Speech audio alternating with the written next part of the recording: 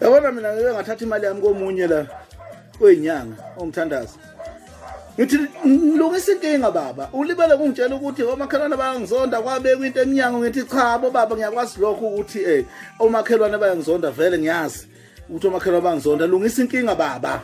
Yini inkinga bulungisa baba kwenziwa kanjani manje? Hayi ngizokunika umuthi owenze ukuthi ngithi mina no baba.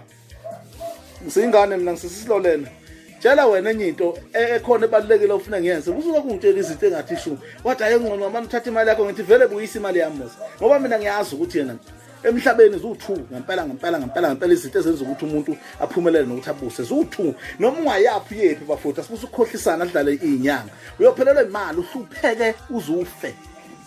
Ithathe lokho okuncane onakho inyanga ngesimo sokuthi awufuni ukumela iqiniso. Madoda kufuneka umele iqiniso uma umuntu bafuna ukuphumelela empilweni. Thatha imali yakho noma 150 umtshela ukuthi wena inkinga yakho ukuthi ungitshela into engiyaziyo.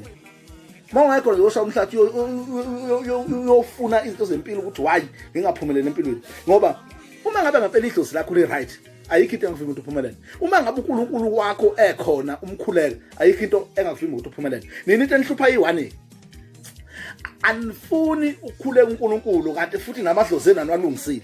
Yini ezokwenza ukuthi uphumelele? Ngoba uma ngabe idlozi libheda ukhona uNkulunkulu ozokusiza. Manje nina uNkulunkulu animazi nazi ukuthi khona idlozi leli futhi naleni inganilungisi. Yini ke ezokwenza ukuthi uphumelele lapho?